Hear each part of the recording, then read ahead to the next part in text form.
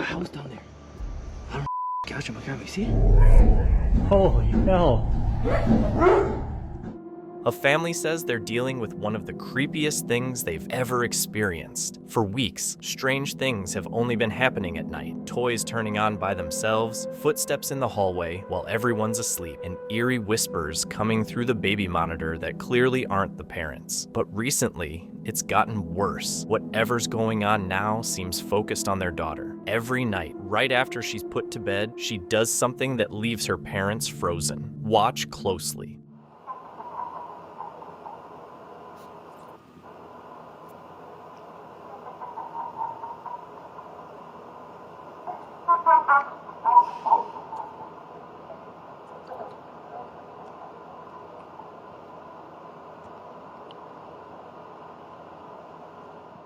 On the monitor, the little girl, who should be asleep, suddenly starts laughing. The sound is sharp, unnatural, and deeply unsettling. Even more disturbing is the way she stares, her eyes glowing in the infrared light as if she's focused on something no one else can see. Many say this doesn't look like normal sleep behavior. Some think it could be extreme night terrors, while others believe it goes far beyond that. The family is now torn. Call a priest, bring in a paranormal team, or leave the house entirely. With how quickly things are escalating, doing nothing is no longer an option. This clip was recorded inside a house built on an old gravesite. Watch closely. Leave. Stop. You gotta go. Shh, shh, shh, shh. Calm down. What are you? Stop.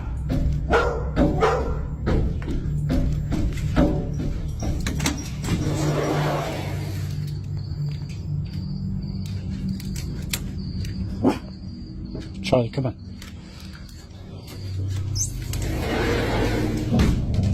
I don't even know how to explain what I'm seeing.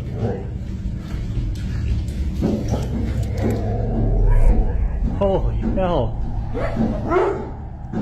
No, this is crazy. Did you hear this last night? Oh, yeah. It was going last night. Now, did you? Charlie, come here. They say houses built over graves are never truly quiet. Strange things start to happen. Lights flicker, objects move, and people wake up around the same time each night, usually between 3 and 4 a.m. Some believe disturbing sacred ground leaves something behind, like a doorway that never fully closes. It could be restless spirits tied to the land, or just leftover energy replaying the past. But after what he caught on camera, it's hard to tell. Was it just an echo, or something that refuses to let go? The clip was recorded by a woman who expected a quick, routine checkup, but things didn't go as planned, and she ended up being admitted overnight. Okay. It's crazy. I can't get up from bed. I'm laying down. And out of nowhere, if you guys could hear, that's my bathroom. I can't get up because I have all kinds of equipment stuck on me. The shower started out of nowhere. And this happened again yesterday. And the nurses thought that I was tripping because of the morphine and the oxycodone and fentanyl and all giving me. The freaking shower's going. And then, once again, I can't get up. And the sink turns on. This room's haunted, unreal. What unsettled her most was what the nurses admitted experiencing on the night shift. They talked about beds moving on their own, call bells ringing in empty rooms, shadows outside patient doors, and voices coming through the intercom with no active calls. One senior nurse even claimed to see patients who weren't on the roster and vanished when approached. Even the staff admit the hospital doesn't always feel like a place for the living. A woman named Haley went out for what was supposed to be a peaceful, grounding walk in the Appalachian Mountains. The area is known for its beauty and isolation, along with a lot of old folklore. But not far into the trail, something felt wrong. I just realized this is like the perfect place to come and sit and smoke. Cause look at this. Sit right here. Hell yeah. This is my view. y'all, a cigarette right now. I don't even smoke cigarettes, but it warm you up, you know. I'm cold. I felt like there was somebody behind me, but okay.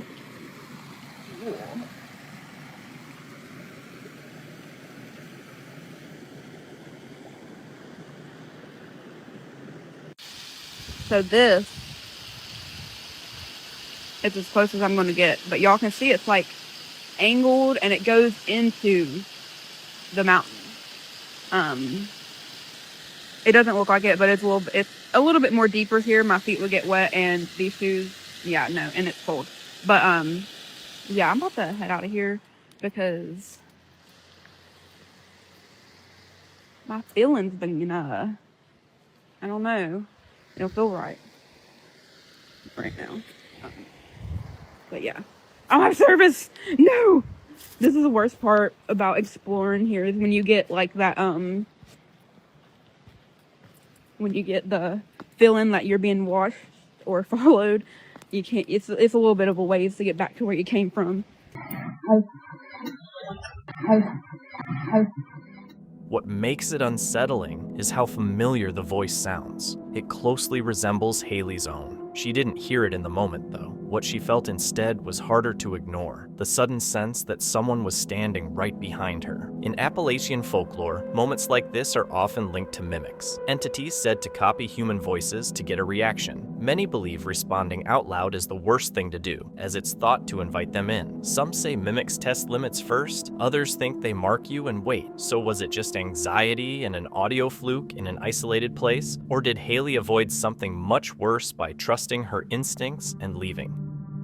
This clip was shared by an anonymous TikTok user who works the night shift at a convenience store in South America. Working alone overnight is already isolating, and the store has a reputation. Employees have reported feeling watched, hearing footsteps, and seeing things move. Still, the uploader had never experienced anything himself until this night. While cleaning behind the counter, the automatic doors slid open. He assumed it was a late customer, but when he looked up, no one was there. Thinking it was a sensor glitch, he brushed it off until he checked the security footage and saw something that didn't make sense.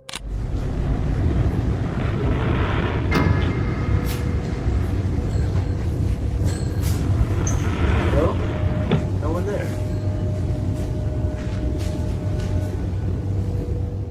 When the automatic doors open, a pale white shape seems to walk into the store, disappearing just before the worker looks up. After the clip was posted, people quickly started arguing over it. Some say the footage looks distorted and believe a spirit could have caused the camera to glitch, while others doubt it. Either way, the video is unsettling.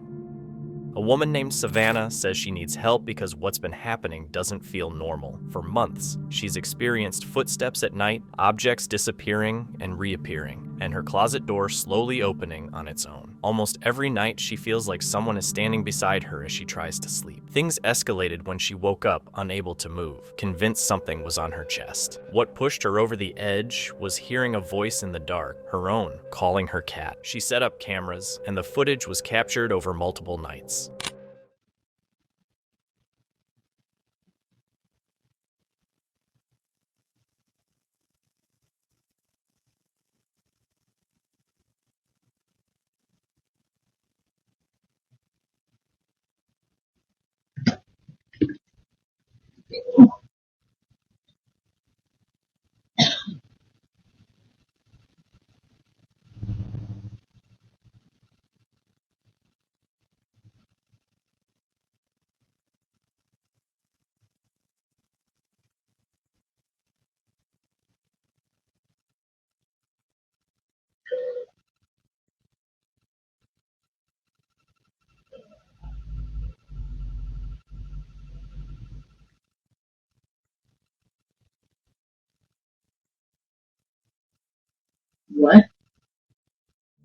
Some nights, little things just slide across the room by themselves. Other times, she feels something moving under the blanket, pressing against her legs while she's asleep. Her cat will randomly freeze and stare at a corner, then freak out and jump away. On the worst nights, Savannah wakes up with something gripping her foot, like it's trying to drag her off the bed. She's tried prayers, crosses, blessings, and cleansing rituals, but nothing's helped. She's asking for help now because she's genuinely scared, and whatever's in her apartment doesn't feel like it's done yet.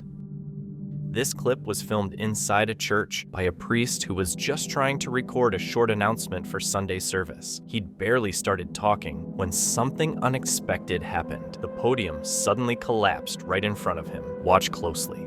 Well, hey everybody, Pastor Aaron here. It's my pleasure just to announce that this Sunday will be open. And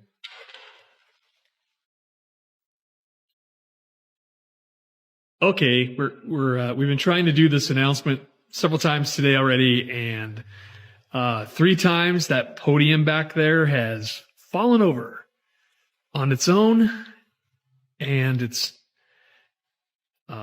stable. I mean, it's not wobbly at all. It's kind of like that podium has been wobbling. Okay, so we checked the vent. There's a vent there. That is not an air duct that has any forced air at all, so it can't be wobbling from that. There's absolutely no breeze in here. You can see by the banner there. There's no air conditioning. It's these things. They're off. I don't know. So I'm just going to sit here and watch it for a little bit. And we will... Let's see if it does it again.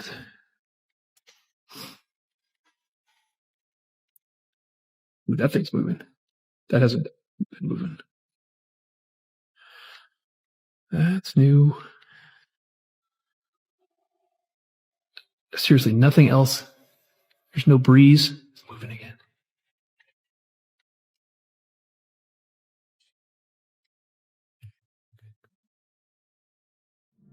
Initially, many people were skeptical. Podiums can wobble, and accidents happen. But then the flag behind him begins to move in a slow, unnatural way, with no apparent reason. That's when the mood shifts. In a place like a church, the timing feels unsettling. Some think it's a lingering presence. Others say there's a normal explanation. So, is it something making itself known, or just a coincidence?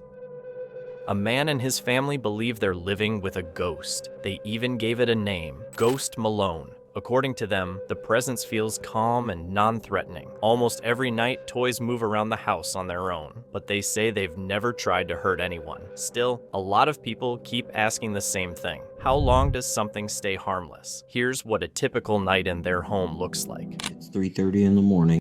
I swear on my life. The freaking toy cars. Oh, you have got to be kidding me. No. No, sir. No, ma'am. I'm not gonna lie. I don't know whether to wake Elizabeth or... Somebody call Justin Nunley. Or an exorcist. I don't know. I mean, I'm not scared, but I'd be lying if I said I wasn't shaking. So I'm just gonna leave it there till the morning for Elizabeth to come play with it. And it's not electronical, y'all. There's no damn motor in that thing. I feel so weird and out of place right now. I don't know if it's still there. To be truthful, I'm thinking about just leaving Elizabeth in Revelation and going somewhere for the night. I don't know what to do. Let's check on it. You still there? Pirates of the Caribbean's getting good. I'm not scared. I'm just kind of freaked out because, it's friendly. Has it thrown it? What stands out right away is a toy car. It has no batteries or electronics, yet it moves on its own. Some suggest uneven floors or leftover momentum, but those explanations don't hold up when it keeps happening, and with more than just one toy. After seeing this, many people weren't convinced the presence was as harmless as the family believed. Somebody said salt. Hold on.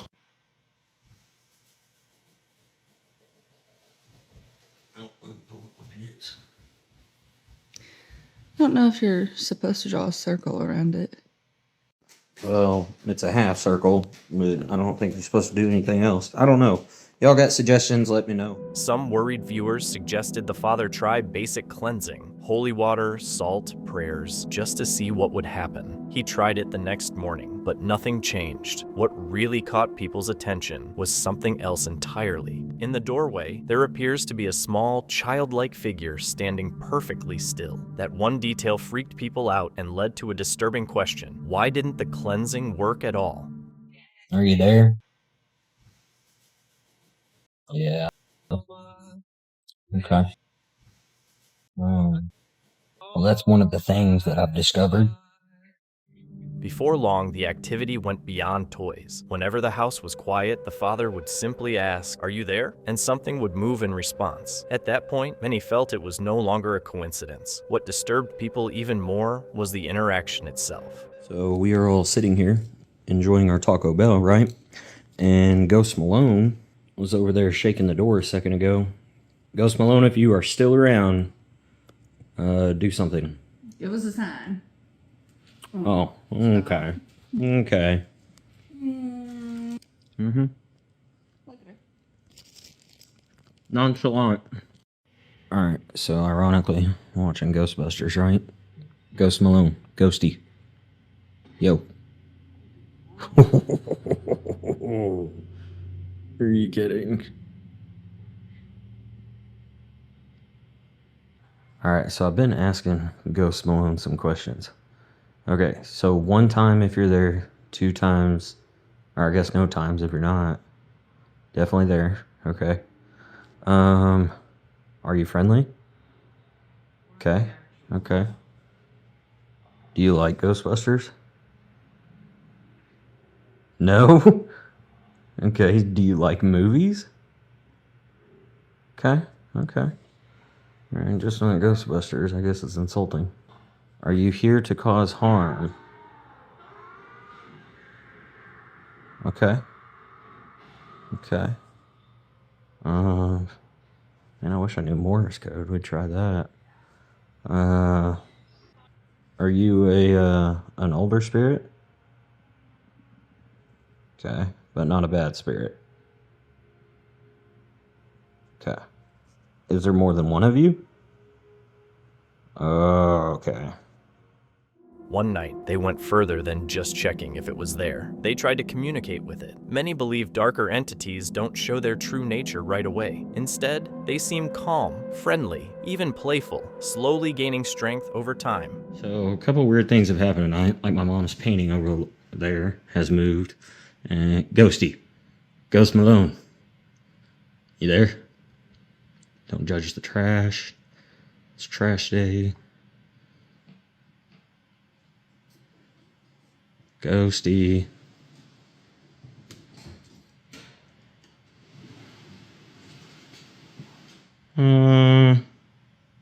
Okay. Maxie, what was that? Huh? So we're sitting here.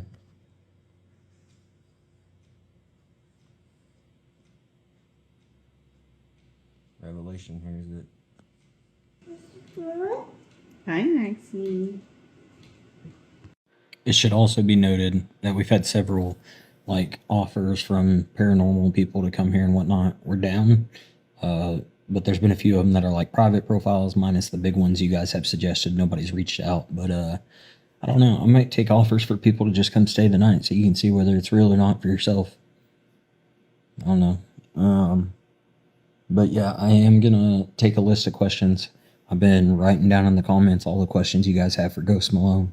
And then we're going to do the Stranger Things light or dog button things to see if that does anything. This time, the dog reacts too as a playpen moves by itself. The dog retreats into its cage, a behavior many believe only happens when animals feel threatened. For a lot of people, that was the moment everything shifted. A presence that can move things, respond, and scare an animal isn't easy to ignore. Some think it was never harmless, just waiting. Until more updates are shared, all that remains is hope that the situation doesn't get worse. A woman named Sid says her mom sent her a doorbell camera video from the night before. At first, she brushed it off, probably just a neighbor walking by or an animal setting it off. But when she actually watched the clip, whatever showed up made her stomach drop.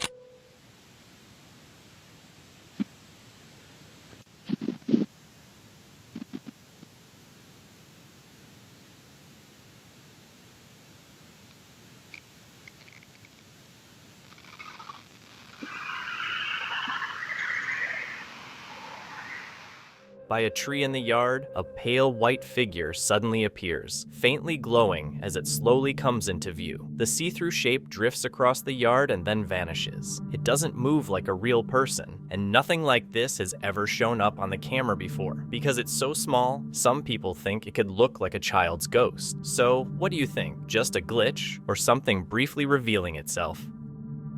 A camper decided to document her outdoor trip for a YouTube video. He had a helmet on most of the show because She filmed every moment of the trip, but while editing the footage later, she noticed something unsettling, a faint movement outside her window. At the time, she ignored it, but watching it back made everything feel different. The shadowy movement is still unexplained. Was it a person, an animal, or something more? A security guard told a disturbing story from his time working at a construction site. What up? I don't know if you believe in paranormal activity or ghosts and stuff, but wait until the end of this video because it's gonna trip you out.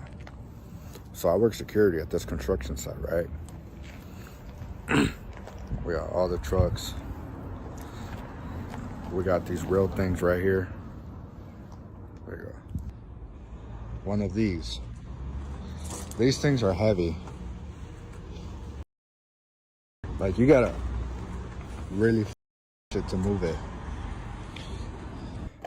Just a little backstory. It was a construction worker that he needed help pushing one of these.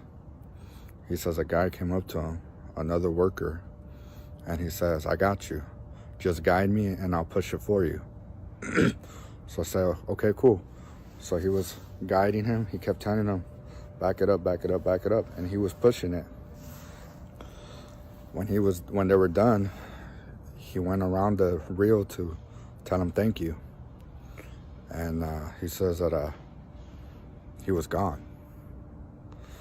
And we went to the office and they were looking at the old, like, memorial photos of people that worked here before. Some people have passed away. And he says he recognized the guy that helped him.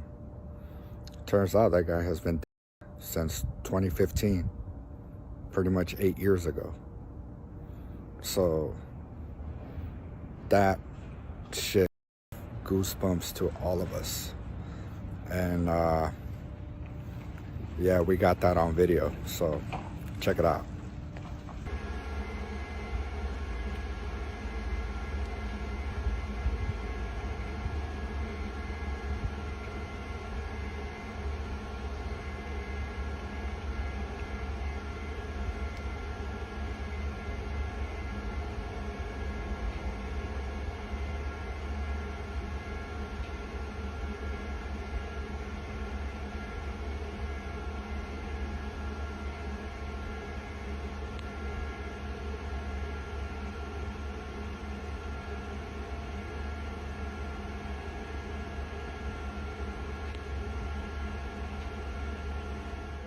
After it happened, the worker went straight to the site office to ask who had helped him. That's when he froze, because no one had been there with him. Even worse, the heavy cable reel appeared to move on its own, which shouldn't be possible. Everyone who saw the footage was shaken by what they witnessed, and the story was too disturbing not to share. This creepy clip was uploaded by a Thai TikTok user known as Mutelu4256. He was driving alone late at night on a stretch of road in Thailand with a bad reputation. Over the years, there have been a lot of deadly crashes there, and locals believe the road is cursed. Because of that, Mutelu always drives carefully through the area. He'd heard stories from drivers who claimed they saw something in the road just before crashing, and that night, he was about to find out why.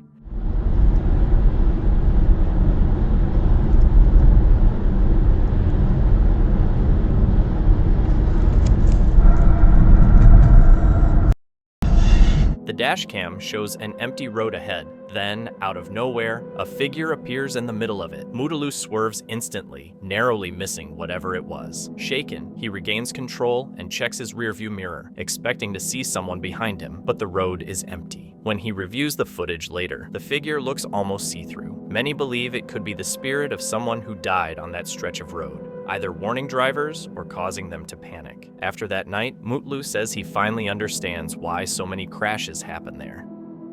A TikTok user named Joe Jet Jings 43 shared a creepy clip that split viewers. It's around 3 a.m., and while heading back from a camping trip, she notices something unsettling. A dark figure standing completely still in the middle of the road.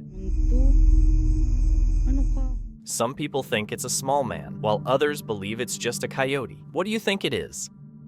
This clip was recorded late at night by a CCTV camera inside a shop. At first, everything looks totally normal. The store is quiet and nothing seems out of place. Then, without warning, that suddenly changes.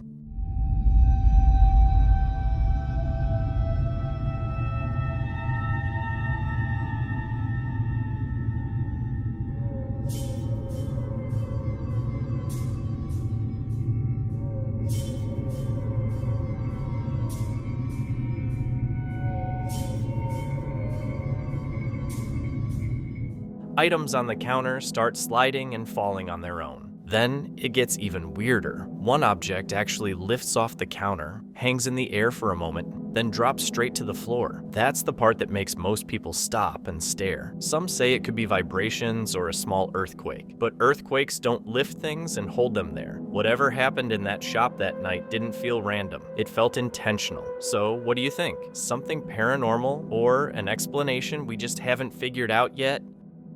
This footage was taken on the first floor of West Hill Manor, a place already known for a long history of strange activity. According to the investigation team, everyone was on the third floor when this happened. No one was downstairs, and no one was anywhere near the camera.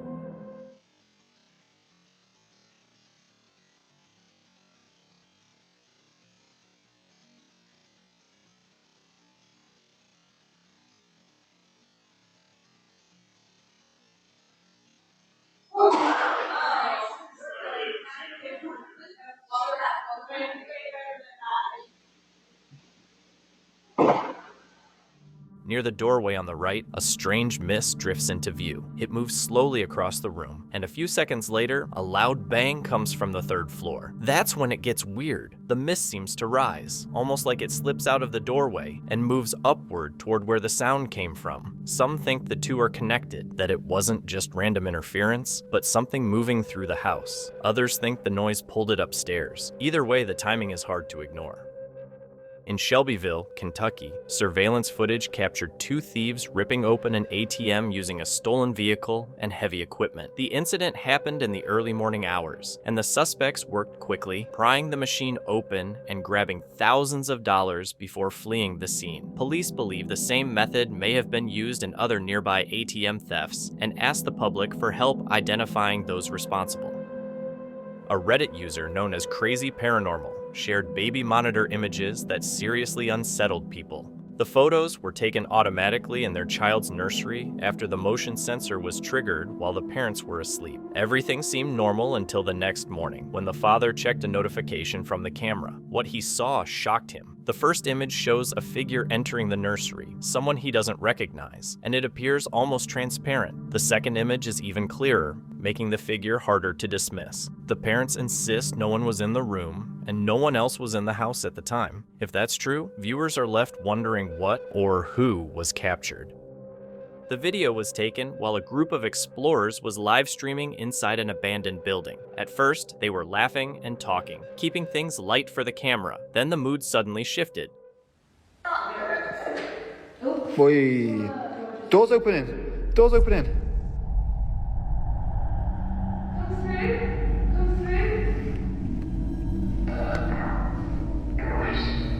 The door's opening.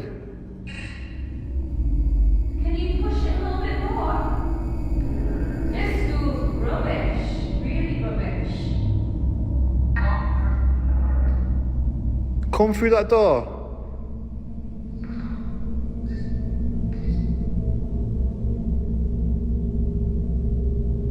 Thank you for the love hands. Justine, it's closed.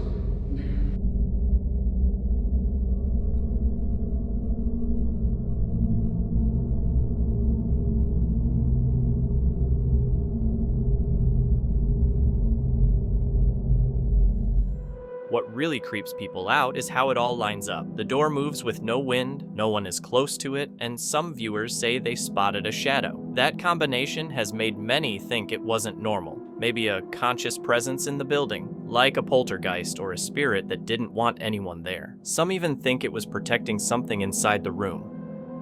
Photos of deer with glowing antlers have been blowing up on Reddit, and a lot of people assume they were just edited, but they're actually real, and there's a reason. In Finland, deer antlers were once sprayed with reflective paint to help prevent road accidents. The idea didn't last long though, since the paint wore off pretty quickly, so the tests were dropped, and it never became a normal practice.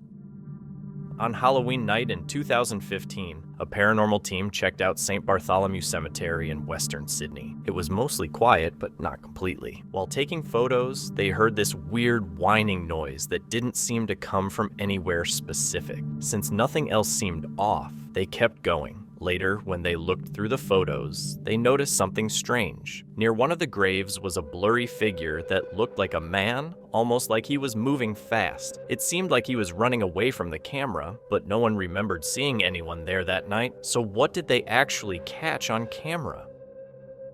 The video focuses on Dustin, whose life has been far from normal. For months, he's been dealing with things most people only hear about. Dark figures following him, deep growls in empty rooms, and whispers calling his name. On top of that, every time he locks up the pool at work, he hears voices telling him to jump in, even though he can't swim.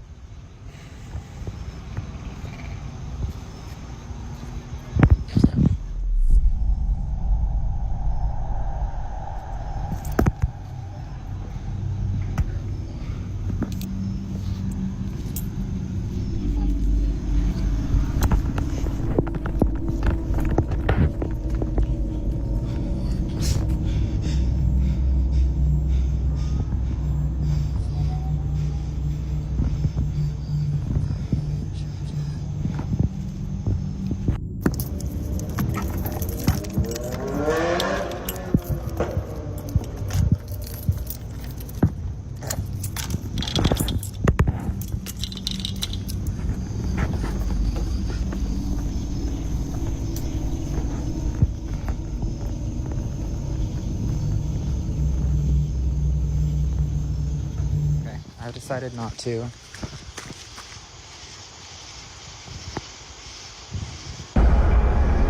What? Hello?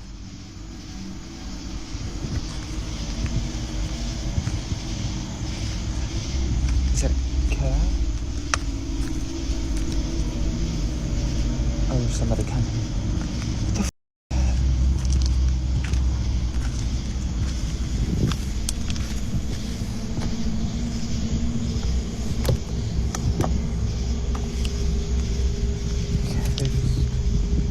Drove by. Are you a cat? What?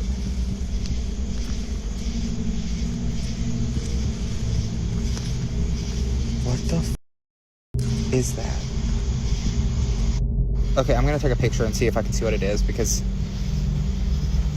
I'm spooked and it's just like watching me.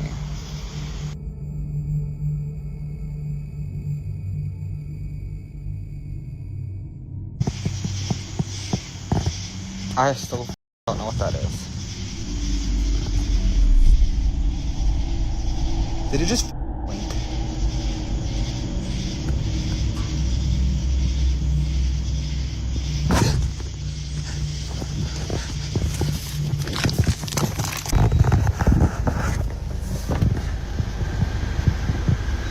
I don't see it anymore.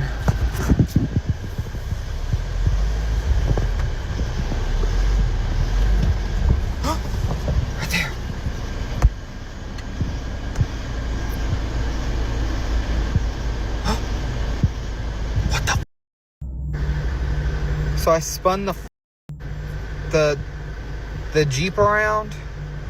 There's nothing there. What the?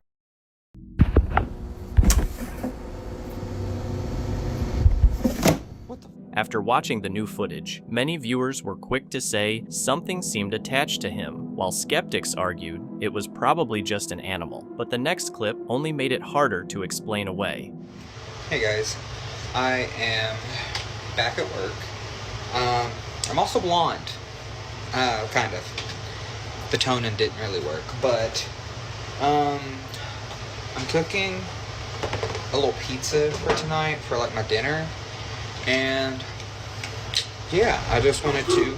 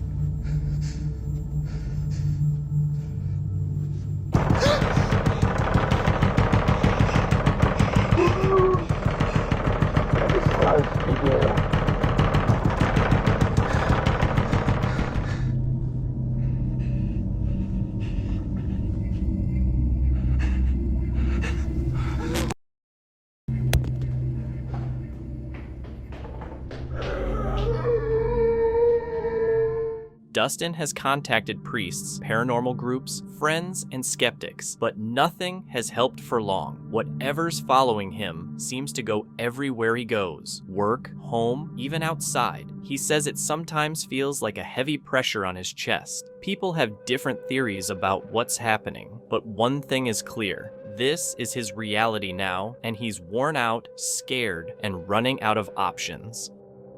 Someone who lives out in the woods regularly walks past an abandoned house nearby. The owner's daughter won't sell it for some reason, so it's just been sitting there, falling apart and completely silent. Every time they walked by, they had this uneasy feeling like someone was watching them. One day, they took a photo of the house just to show their co-workers what it looked like. Later, when they zoomed in, they almost dropped their phone. There was a face in the window that looked like an old person staring straight out. Suddenly, that creepy feeling made a lot more sense, which somehow made it worse. After that, they decided to stop walking past the house and started taking a different route instead.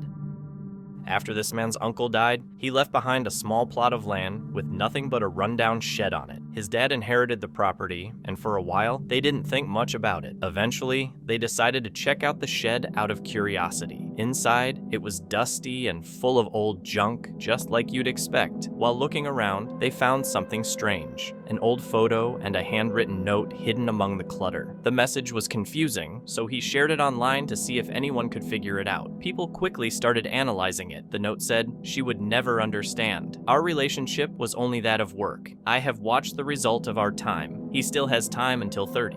Someone even recognized the location in the photo as St. James's Park in London. That raised even more questions. Was it a cryptic message tied to a secret past, or a warning about something yet to happen? The clip was recorded by a woman named Sally, who says she hears and sees things almost every day.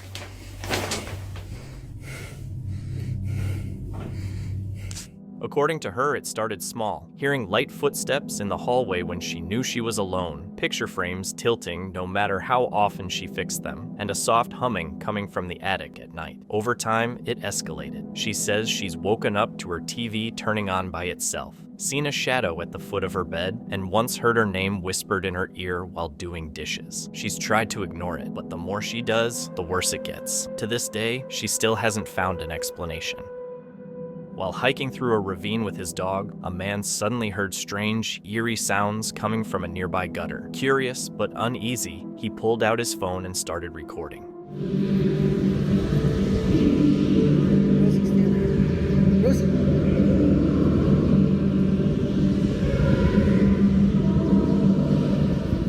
The warped sound sent a chill through him. Instead of checking it out, he decided to move away from the whispers. When he came back hours later, the noises were gone, replaced by an eerie, unnatural silence.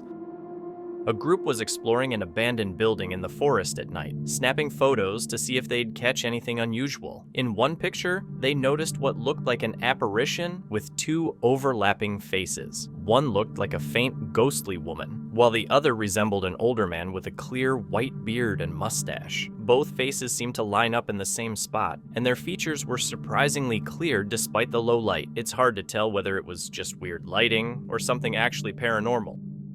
A man was driving through a wooded area around 3:30 a.m. when he saw something unsettling, a pale figure sitting on a swing, gently swaying in the darkness. Who would be out there at that hour? Or was it something else entirely?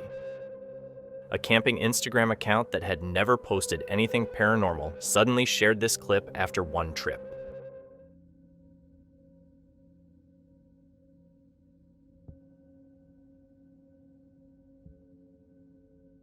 While they were there, they didn't see a single animal, so finding out something had been that close without them noticing was pretty creepy. Some people watching even wondered, was it actually an animal at all? While it was raining, a cabin owner took a photo of their backyard around 11 p.m. Later on, when they checked the picture, they noticed a dark figure standing near the slide, but only after turning up the brightness. Some people said it looked like a fake ghost edit, and others pointed out that the figure felt oddly familiar, like something they'd seen in other edited photos online. What do you think? A visitor took this photo outside a historic building in Oklahoma, and later, when they zoomed in, they noticed something strange. In the arched window above the entrance, there appears to be a faint figure dressed in white standing behind the glass. The shape is pretty clear, and looks like a woman wearing an old-fashioned gown. Locals think it could be the so-called Lady in White, a spirit that's been rumored to haunt the building for years. There aren't any mannequins or displays in that window, and it's usually empty. Yet this time, the figure seemed to be watching from above. A man named Marty bought an old house and completely remodeled it. After the renovations, strange things started happening. Cabinets opening on their own, loud noises upstairs, and doors slamming shut when he got close. He captured an image of a tall, muscular, hazy figure standing in the hallway. After that, he believed the house was haunted, and that the activity started because he renovated the place.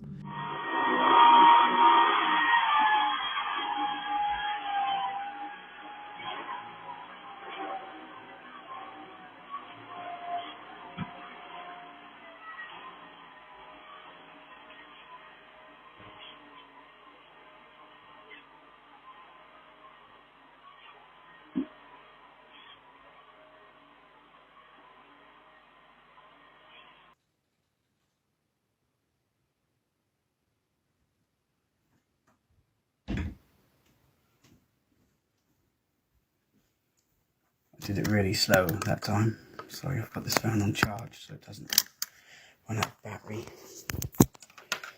Right, we're going to check these drawers. No, I've got the toilet lid is up. Those drawers there. Hand on the floor. And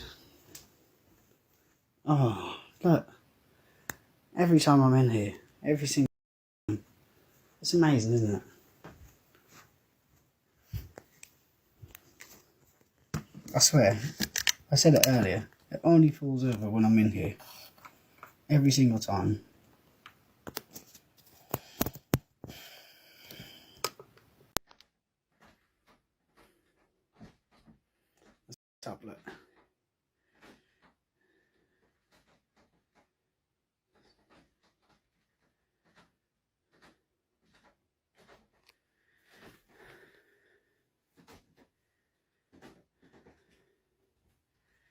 But I'm going to try and prove this time. I'm going to round the room as quick as I can and prove that no one is in this room.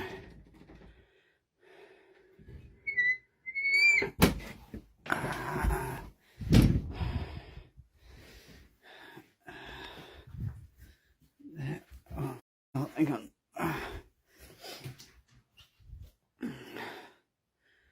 How do I explain that? Okay, dragging noise again, and I heard it this time. So it's not those ones. We literally just arrived back again. Oh, it's not that one. I heard that again.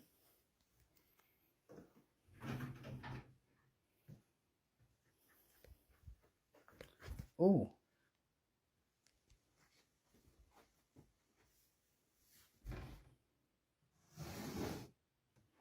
Is that it? I don't think that was open, was it?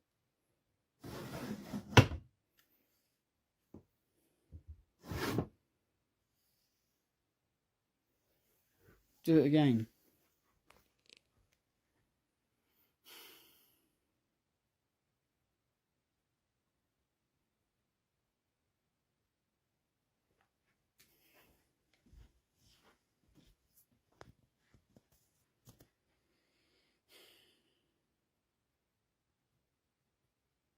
Yes, that photo last night is the best evidence for me, for you guys, because yeah, that can't be faked, and it's been very hard recently with, you know, some of the attention that I've had.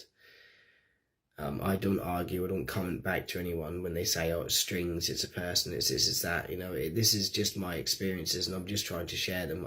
Once again, I have nothing to gain from this apart from make myself look like an idiot. But that photo cannot be faked. How do you explain that live on a live stream, caught by a viewer? I didn't know anything about it until they sent it to me. The fact that I was present in the room, or I think I was present in the room anyway. And I will sort of try to, you know, put the phone back where it was, reenact, try to see if it's pareidolia, try to see how those shapes can be formed.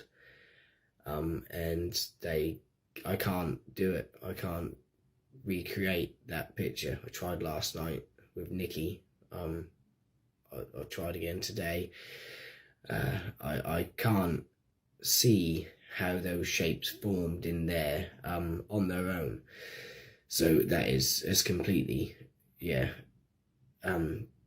freaked me out. Completely different evidence. To have an apparition is just mental. And people keep saying about the shadows that they see, and, you know, the person stood in the office, the other one that walked across the mirror when I was in the room, in the bedroom.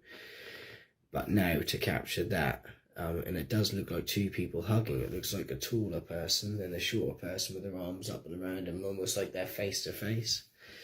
It's and the zoomed in picture, which I'll put on here, even looks like there's a face on it. I mean, it's just mental. It's just absolutely crazy.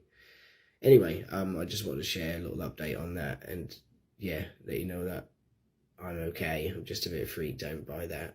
I'm freaked out by everything that's happened here, but the fact that I sat there in the room in the dark last night, opened that, and saw that live with you guys was just mental. I have to laugh about it, because that is horrible. Anyway, yes, I hope you all have a good rest of the week. Was the figure a warning, or a former resident unhappy with the changes?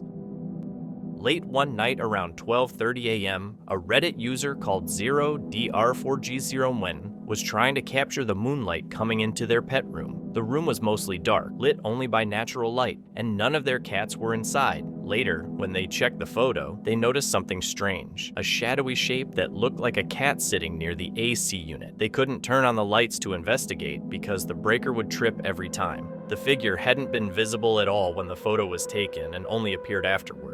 And to this day, they don't know what it was. The next morning, they took another photo in daylight to show that nothing was actually there. So, could their cats have an unexpected ghostly companion?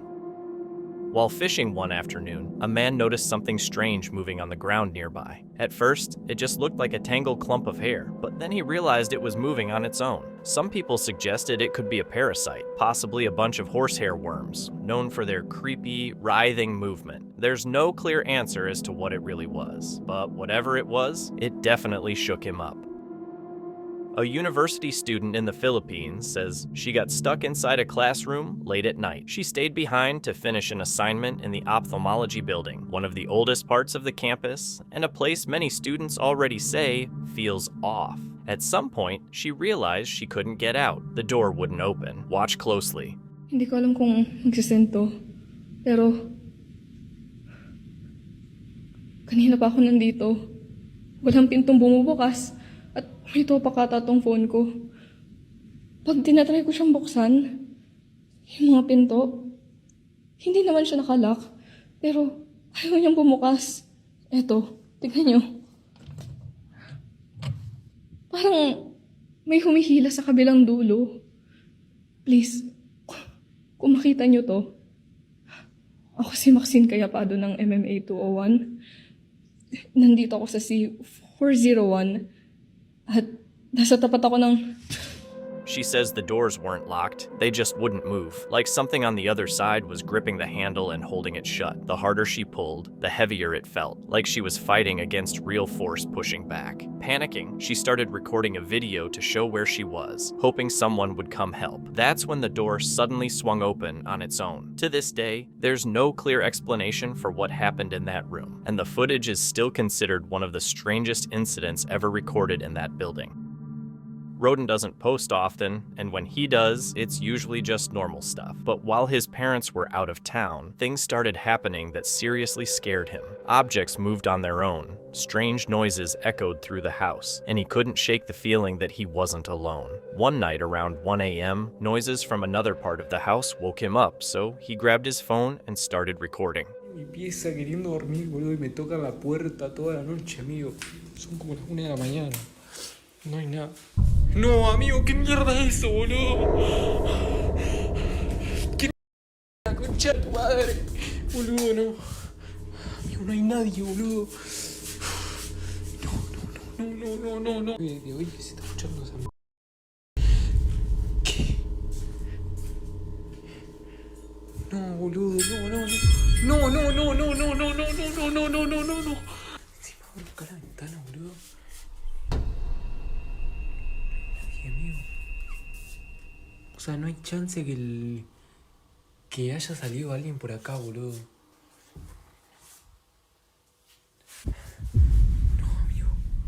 No, amigo, no. No, amigo, de nuevo esto. Boludo. A dark figure appears in the background, peeking around a doorway, then quickly vanishes. Roden runs in to check, but nothing is there. When he looks out a window, another dark figure shows up behind him in the reflection, standing in the room. After he posted the video, viewers pointed out both moments, saying whatever's in the house isn't just making noise, it's watching. Some think being alone made him more vulnerable, while others believe it was there all along.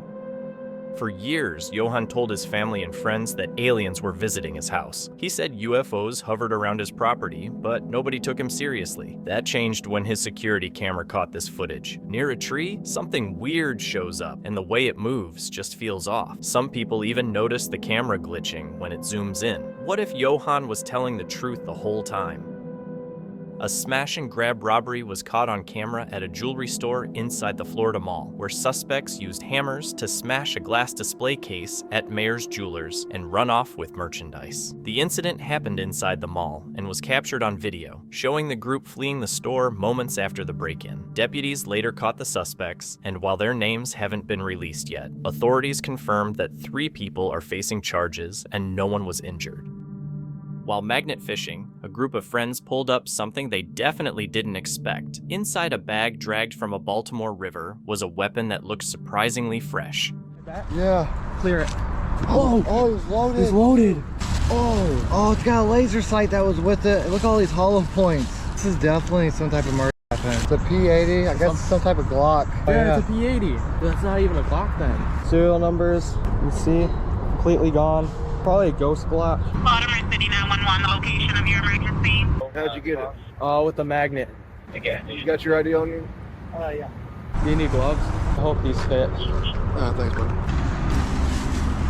My name's Officer Hooper. Here's all of my information. This is the report number that's going to be filed under. So basically all we do is we submit it, try to see if there's any numbers on it. At first, they called the non-emergency line, but were quickly told to contact 911 because of the risk. Later, the uploader mentioned that a shooting had happened just up the road weeks earlier, raising the question, could this weapon be connected to that incident?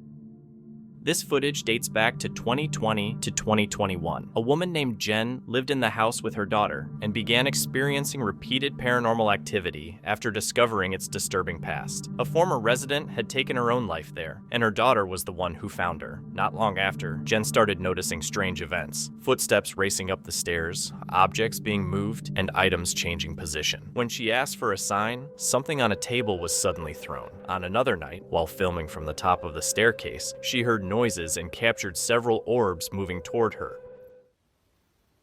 Twice it has moved. I literally thought I heard something then.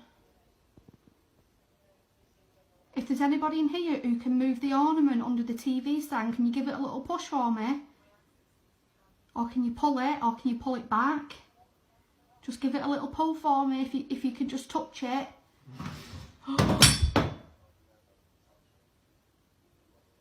Oh my god. What the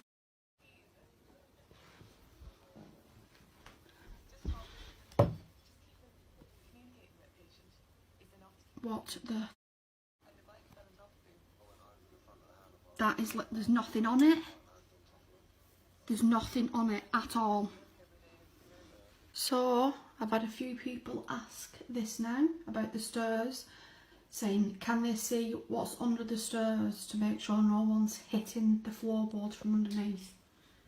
So this is what is underneath my stairs. Microwave, stairs, and then lounge. It's a bit of a mess because my daughter. But yeah, therefore no one's hitting the floorboards from underneath.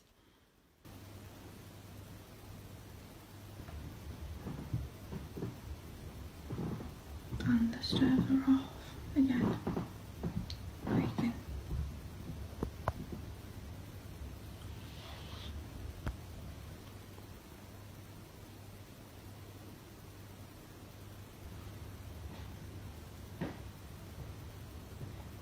What is that?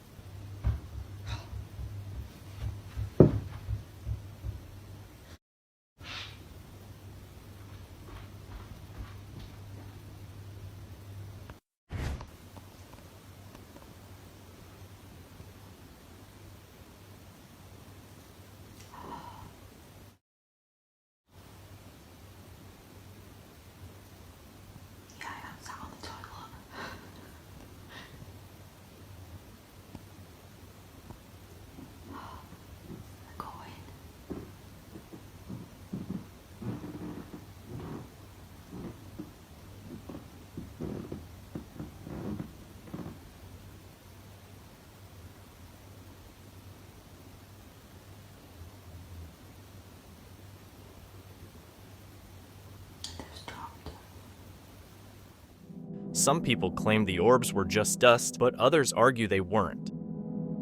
A large smash and grab robbery took place at a jewelry store in San Ramon, California, when a group of about 20 masked people rushed inside during the day and smashed display cases with hammers, stealing around $1 million in jewelry. The chaotic scene was caught on surveillance cameras as the suspects escaped in multiple vehicles. Afterward, police tracked them using helicopters and drones, leading to several arrests, including teenagers and young adults tied to similar crimes. A hunter deep in the forest ran into something terrifying. Two misty figures appeared, floating above the water. One drifted smoothly across the surface, while the other slowly rose from below. Some people think it was just something harmless, like a weather balloon, while others believe it could be something far darker, maybe even La Llorona. Then, just as fast as they showed up, both figures disappeared without a trace. Was it something supernatural, or just an illusion? Regal Zoo has been featured before for his unsettling encounters, and this clip adds another disturbing layer to his story. This time, he's standing alone in his kitchen, a space that feels strangely empty, almost unnaturally so, making every sound feel louder. Sí, quiero ver.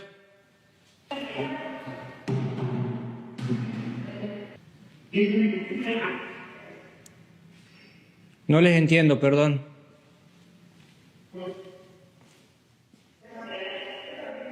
¿Quieres ver? Sí, quiero ver.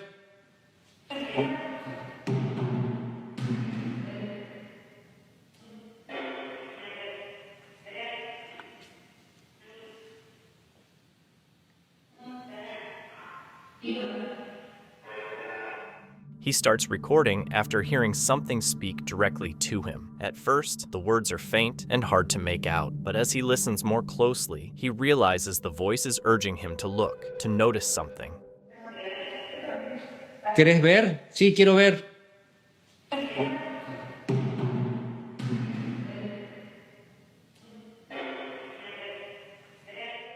A moment later, something suddenly drops from the counter. The sound hits hard in the silent kitchen as Regal Zoo records, visibly shaken. The way it happens right after the voice is what makes it disturbing. In a space that is quiet and empty, it feels less like a coincidence and more like a direct response. In the early morning hours of April 6th, 2024, something strange happened in the San Fernando Valley. LAPD West Valley officers were on patrol around 5 a.m. when they spotted a gray Lamborghini. Things got weird when they noticed the driver was asleep at the wheel, stopped at a red light. That immediately raised red flags, so they pulled the car over. What happened next quickly turned chaotic, and the video was later released to the public. The vehicle is stolen. I need you to come out of the car. This vehicle that you're driving is stolen. No, I'm not. I rented this vehicle, so. Okay, I need you to step out of the vehicle. I rented this vehicle. Okay, well, we need to double check and verify things, but I need you out of the vehicle in the meantime. It is stolen. Hey, stop! Get.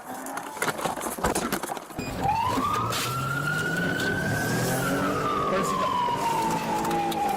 You might.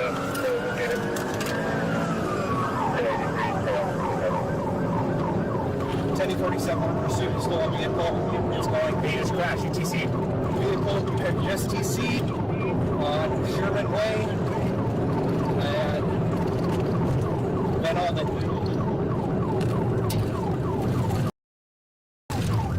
Frequency is standby, 1047 is on pursuit, 1047. He's driving inside this mess.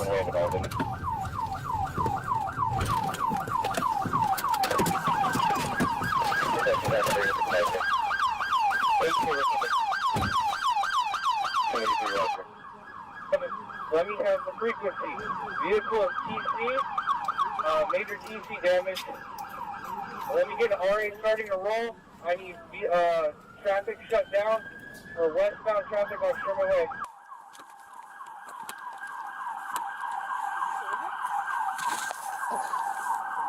I can't tell, dude.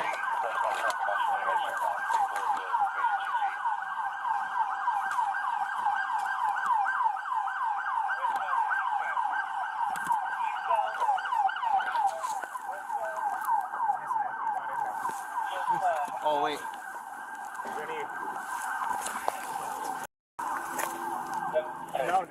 No, I can't tell, but this is the other half of the car.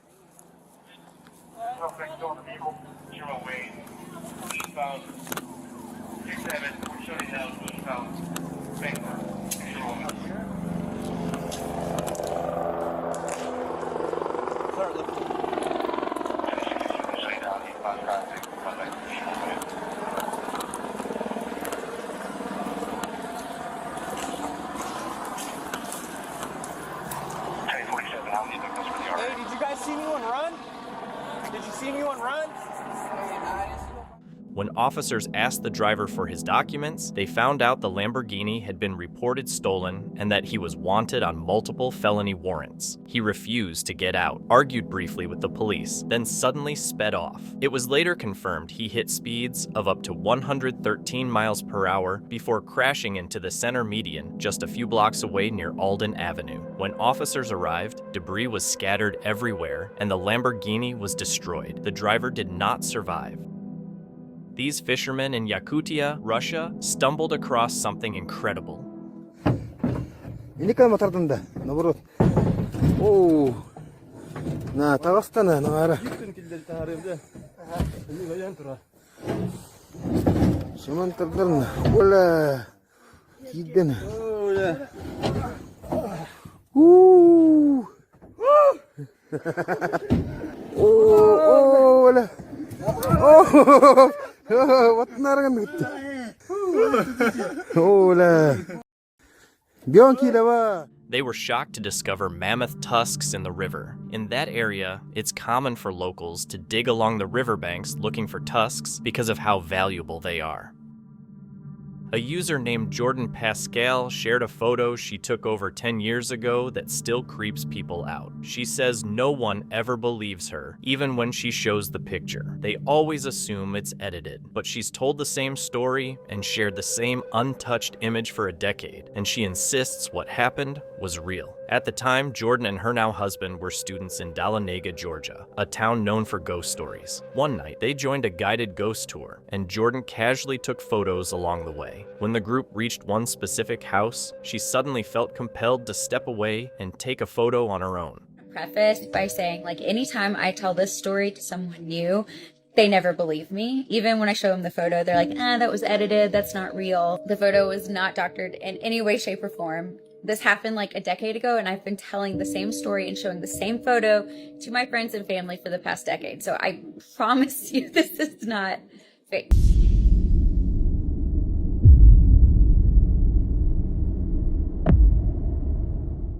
In the photo, there's someone visible who wasn't there when Jordan took it. She showed it to the tour guide right away, who was shocked since they had been watching the group and knew no one was standing near her at the time. Jordan insists the image was never edited, and investigators who've looked at it say the face is too detailed to be light or shadow. And that wasn't the end of what happened that night. Up to the car, and I noticed that the passenger seat door is wide open, all the lights are on in the car. And I get up there and my purse is in the front seat, just nothing had been taken. The door was just wide open and the lights were on for no reason. And we definitely did not leave it that way. So that was weird. In the photo, there's someone visible who wasn't there when Jordan took it. She showed it to the tour guide right away, who was shocked, since they had been watching the group and knew no one was standing near her at the time. Jordan insists the image was never edited, and investigators who've looked at it say the face is too detailed to be light or shadow. And that wasn't the end of what happened that night. A man named Joel lived alone and decided to use a spirit board by himself. After that, strange things started happening in his house. One night, he looked under his bed and saw something hanging there, but when he checked again, it was gone. Later, while lying in bed, he saw a dark figure peek out from a doorway, as if watching him. When he tried to confront it, the figure disappeared, but ever since then, he's been hearing heavy knocks coming from his door. El tanque allá afuera. Esto se está saliendo mucho de control, raza. No sé qué esté pasando, la verdad, raza. Pero ese tanque le pegan. Ya es el segundo día desde que están pasando estas cosas y alguien que me pueda ayudar, déjenme en los comentarios, por favor. Gente, esto ya se salió de control, gente. Ya no puedo más aquí, gente. Ayuda. ¿Qué quieres? Déjenme en paz.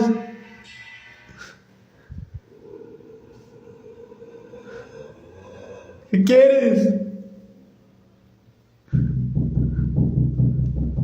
¿Quién eres?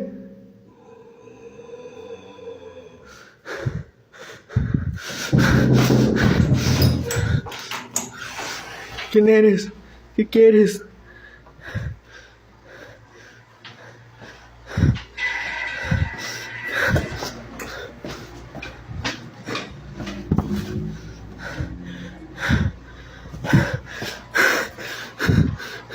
Es la 1 de la mañana, acaban de prender la luz de la sala. Desde que compré ese espejo están pasando todas las cosas raras. A la madre.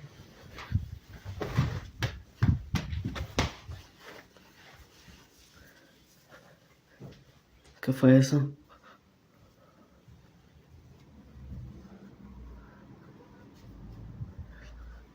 Eso se está saliendo de control ya. Raza, son las 3 de la mañana, se siguen escuchando muchos ruidos allá afuera. Me quieren abrir la puerta, raza. ¿Qué está pasando? Ay, Dios mío. Ay, Dios mío, líbrame del mal. Desde que compré ese espejo, raza. Ay. Se sigue escuchando, la verdad ya no soporto estar aquí. No lo aguanto. ¿Qué será? No hay nada, raza. Esto ya se está saliendo de control, raza. Ya no puedo estar aquí.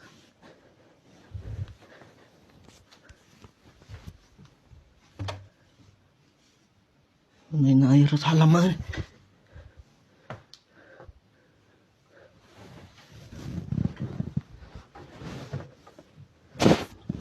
¿Qué rollo? ¿Qué está pasando? Some people say that after the figure peeked out from the bedroom doorway and he rushed toward it, a black cat was seen in the area where the figure might have gone. That's what makes it confusing. If the cat wasn't his, then where did it even come from? A young woman and her best friend were camping in the forest to celebrate a birthday when she accidentally captured this on camera.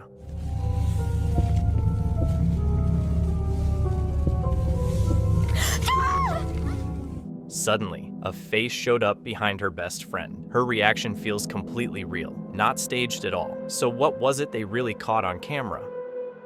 A smash and grab robbery unfolded at the Charm Diamond Center inside the Georgian Mall, where suspects used hammers to smash glass display cases in the middle of the afternoon.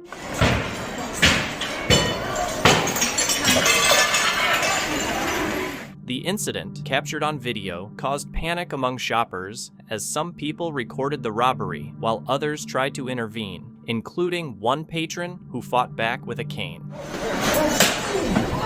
Mall staff ordered an evacuation, and police later confirmed that 5 suspects were taken into custody and the getaway vehicle was recovered. Situation that requires you to evacuate the building at this time. Please leave the building immediately. Authorities said they believe no additional suspects remain, and the situation was fully contained. Someone was walking through the woods when they stumbled onto something really strange. Hundreds of stuffed toys were hanging from trees or sitting among the branches. What made it even creepier was how clean they all were. No dirt, no damage, no signs they'd been there long. Who put them there, and why would anyone do that? While camping, Misty Rain ran into a creepy scene at an empty playground. The swings were moving by themselves. No wind, no people. She watched for a while and noticed they never slowed down, like something invisible was pushing them. Whatever caused it, the whole thing was seriously unsettling. On October 21st, 2025, near Bokeelia and Matlacha, Florida, a routine fishing trip quickly becomes tense. The video from Hood Fishing Entertainment, a YouTube channel showcasing real-life fishing and raw encounters on public waters, shows Hood and his crew targeting snapper when they are confronted by a man near a private dock, shifting the day from a peaceful outing to a conflict. I don't know what time it is, man. We on our way to the spot. I got some fish charm right here. We'll put a little bit of water in there, make it muddy, get mud balls, throw it out there, watch them bait fish go crazy. Hey man, we at the spot, getting this charm charmed up, make little charm balls, try to see if we can get us some greenbacks real quick. We got some shrimp, but it's good to have some extra bait. We finna try to throw some balls out there, see if I can see some. The pelicans down there, so I'm thinking wherever the pelicans at, that's where the fish be at. So how do you create that? You just use water. They make it. The bait stores make it. Once the bait stores make it, you buy it. Like I said, when they hit the water, it dissolves. You'll see the little bait fish swim around it. See if we can make it happen. I know that water high today, so it's a good thing. It's a good thing, but it's tough because now you can't really see in the water. It make the water dark, and it make it better. You got somebody that know how to drive. Too close, I push off. No, I don't see none yet. Water too dark. They're probably too deep right now. Like if it was low tide, the water be so clear, you can see everything. Now the water is so high, hard to see, boy. Man, we back. We at the spot, trying to see if we could get some snapper on this abandoned pier before we go over to our little spot. But the day challenge, we're gonna do first 1 to 5 fish. It's 5 per person, a snapper. We're gonna see who catch the first 5. Me, a bent rod teaser. I'm gonna go 15, but you got to fill it out first. So what's the process like catching mango snapper? You gotta find them. Once you find them, fish them. Use some shrimp, some white bait. Get you a nice size hook, nice size weight. Nothing too big, and make it happen. That was a good hit right there. Hit that again. No, okay though. First one. This ain't nothing major though, baby. 9 inches. Fish ain't biting their line because they can see it. Sometimes when the fish can see it, they'll come up to it to eat it, see that line, and turn around. But when you got thin line and they can't see it, they're gonna hit it.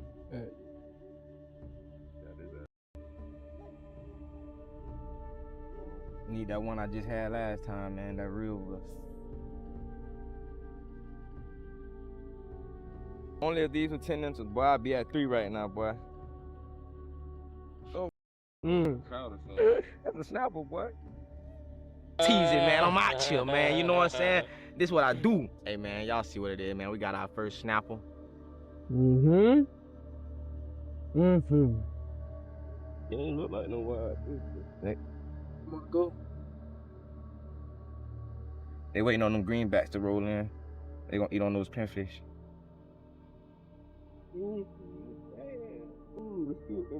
Yes, sir. Hood fishing begins by explaining the day's plan. Snapper fishing in Southwest Florida. The crew sets up their bait, goes over their strategy, and highlights the importance of fishing legally from the boat. The mood is calm, competitive, and focused on the catch until things unexpectedly take a turn. Here we go. What are you doing? That's a private pier. Drive the boat if you get crazy. It's a private pier. Can't read signs? No, sir. We didn't see it. We're gonna leave. Let's go. Pick her up there. Yes, sir. Let's go. Hey, man. How you doing? Don't give me hey, man. How you doing, buddy? You told us to leave. That's what we're doing, buddy. So can She shouldn't even be up there. We get it, bro. You shouldn't be up there either. Why are you taking pictures?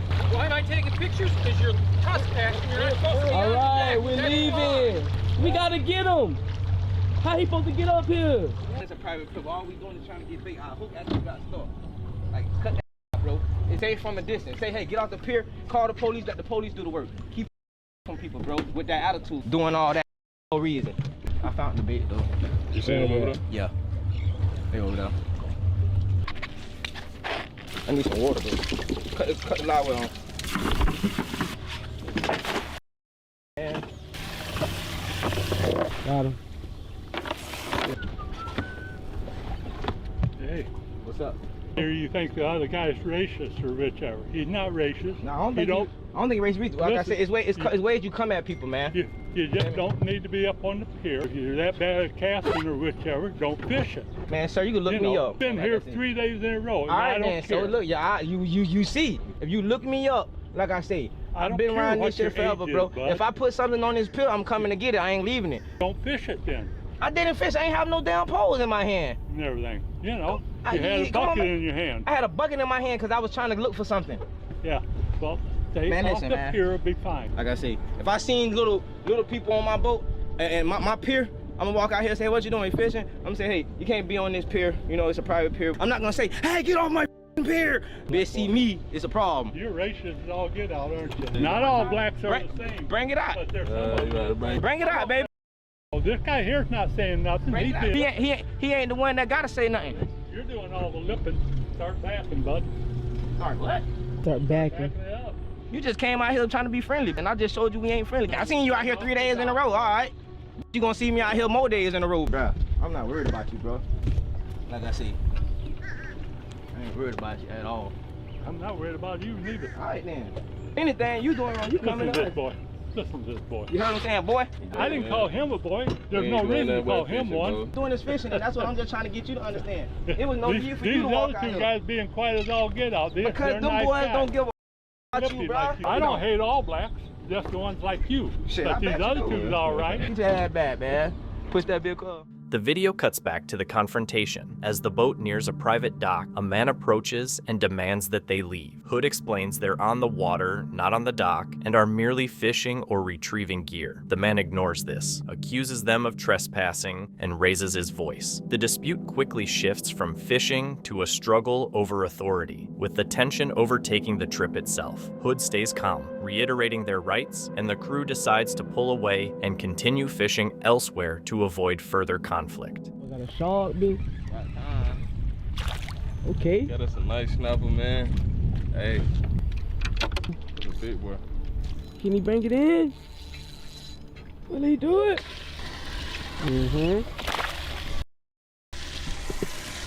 Hey, Brand, it took a little minute, feel me? But I got my 5 bad limit of snappers, feel me? If Brand ain't have to go, I'd catch Brand 5, but I did what I was supposed to. Mission complete.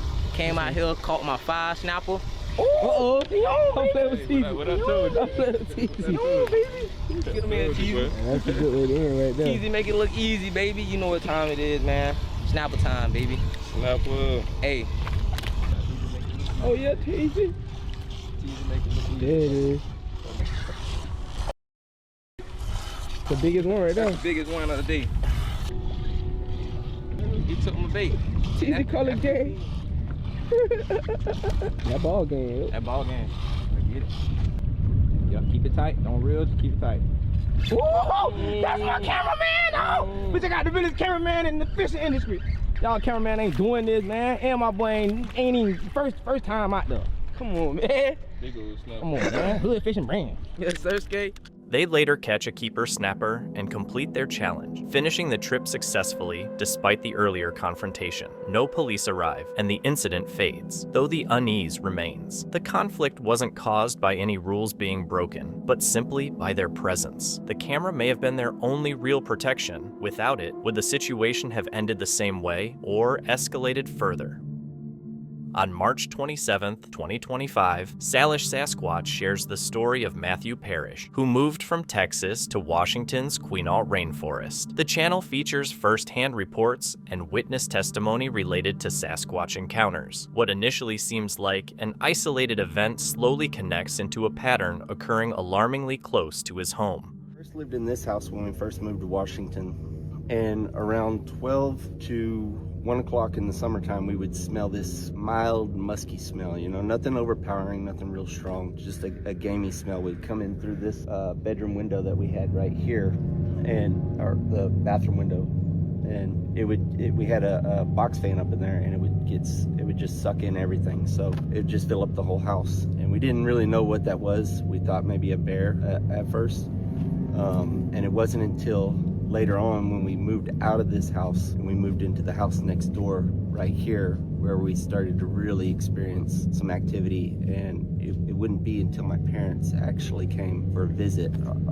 the second week we were in this house is when we would realize what we were dealing with, that we weren't dealing with a bear, we were actually dealing with a Sasquatch. The house is where it happened.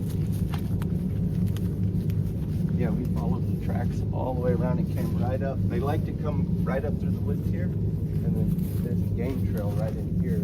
This is where I give them, this is where I put all the food because it's where they come. And this is actually the rock that was used that night. It's still here. We kept it, and they haven't taken it. When my parents came to visit that night, that first night, we had cooked a bunch of seafood, gumbo, my stepmom did.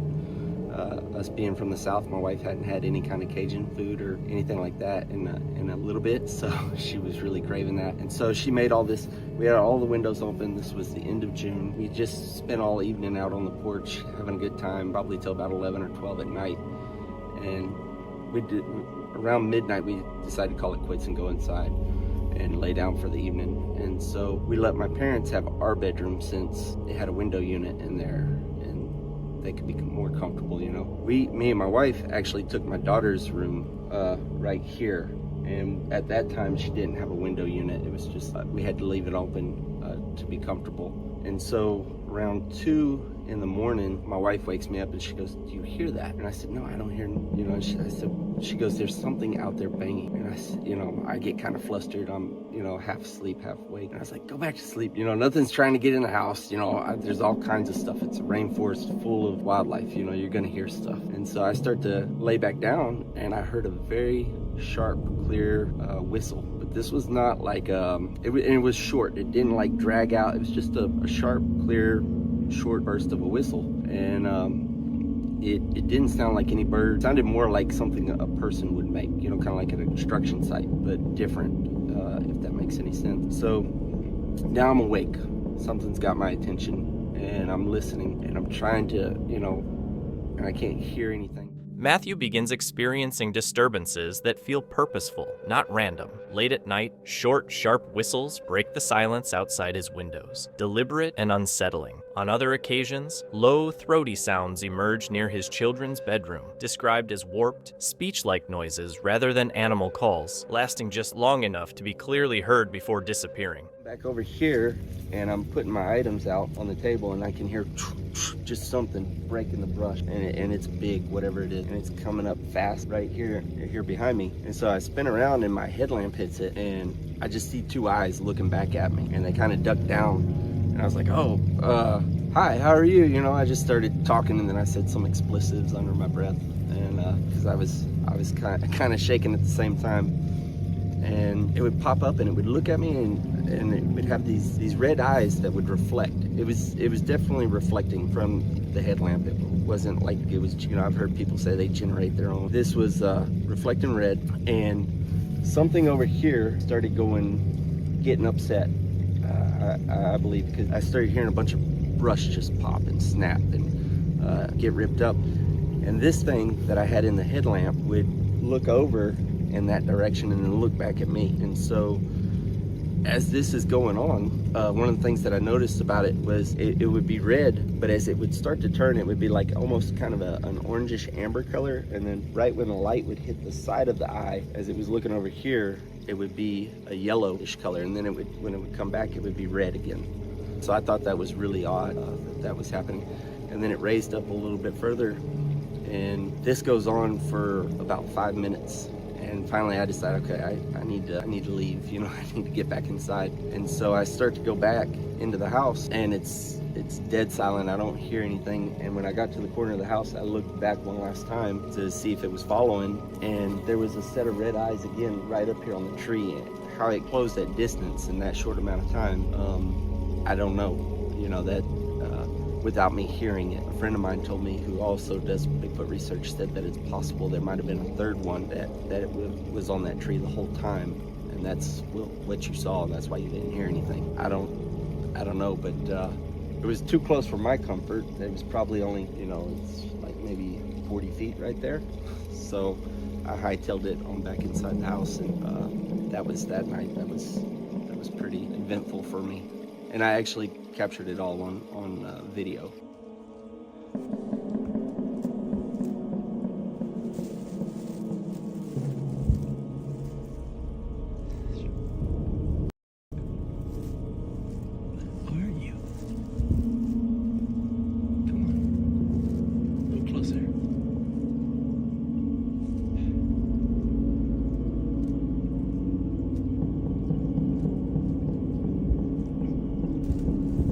There we go. Come on back.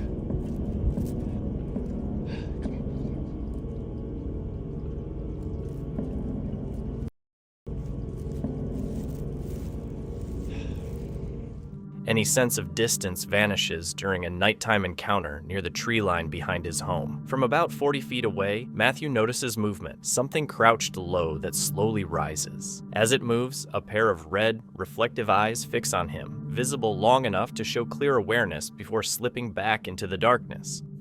You're talking about Bigfoot, right? Sasquatch. And she goes, yeah. She said, what do you know about them? And I said, I know that they're around here, you know, they're in the Pacific Northwest. And she goes, yeah. She goes, they come through here. She said about 2 or 3 of them, a couple times off and on throughout the year, pass through.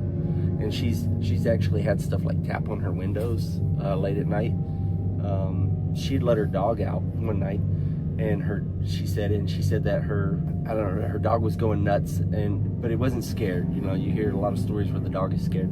This dog was more aggressive. He was barking at something. She called him back in, and she said that these two things approached her bathroom window, which is right off of her bedroom, her master bathroom. And she said that one just was kind of like very dark, deep, gurgled gibberish sounding, she said, aggressive, and it was like clawing, like picking at the window screen. And so she was actually scared. She actually called the police to come out here, and they came out here and they looked around her property and everything. And you know, about 45 minutes later after they left, it comes back again. But this time there's like another one, she said, and it sounded more like panicked, you know, kind of in the, kind of like, you know, she couldn't make out what they were saying. It just seemed like one was pissed off at her and one wanted the one that was pissed off to leave, you know. That's the feeling that was her perception of it. So she calls the police again, and they come back out here, and I got a video of that, of him walking around out there on our security camera. This goes on. He tells her, he said, hey, I can't keep coming back out here. I don't know what you got going on. And so she says, well, you know, that's fine. So she gets in her truck and she comes down here to where her mother lives, and she spends the night. The activity continues. A nearby neighbor later describes a much more aggressive encounter. Shortly after police leave the area, deep growls sound outside a bathroom window, followed by violent scraping against the screen, as if whatever was there reacted to the loss of attention rather than being frightened away. Many viewers felt these actions pointed to intelligence, territorial awareness, and an intentional pattern rather than mere coincidence. Mo Sargi and his friend Pedro were out exploring the deep, mysterious trails of the Appalachian Mountains. Alright guys, we are going to be venturing deep into the Appalachia Trail looking for danger, basically. And by danger, we're not talking about black bears, because there are black bears in this place. We're talking about feral people, the elusive feral people. We've done investigations for like the last 3 days in this city, in this town of Bluefield. It's like an old rundown town. Apparently in the Appalachian Mountains out here, there are feral people that live inside the woods. Now we've asked people around, some people said they don't exist, some people said they've never heard of them, and then we had a few people tell us that they have seen them and they actually know about them. So we are in for a scare of a video today. I hope we come out of this one alive. They wondered if it was someone living off the grid, or maybe one of the secretive moonshiners who used to hide deep in the mountains, making illegal booze. As they moved along the rough trail, Mo suddenly stopped and pointed toward the trees, spotting something that caught his attention. There's like a house down there, dude. Bro, there's a house. What? What's wrong? Crouch. What? I think we just discovered their base. Look. A house down there. I don't know. Gosh, oh my God, you see it? What the hell? They noticed a strange structure ahead, almost like a makeshift checkpoint, and it looked like someone had been using it regularly. As they moved closer, Mo said he saw someone and pointed toward a figure in a camo hoodie slipping away into the woods. Walking? There was a weird, like, I thought I seen a weird guy over there. Over down there? Yeah. Dude, you might have just saw a feral person down there. Watch.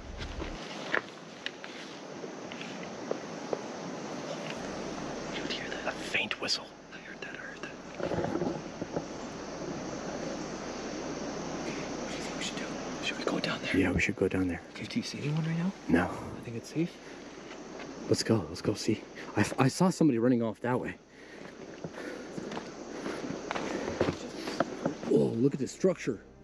They carefully moved toward an abandoned mine shaft, its entrance sealed off, while the darkness inside felt endless. After splitting up, Mo started down a steep staircase into the valley, each step dragging on until the descent seemed never-ending. Then he spotted something. Some more abandoned stuff in the mine shaft. So what do you guys say? We jump the staircase and we go down there. Yo, Aldo, I'm gonna go down there. I'll see you down there maybe. All right.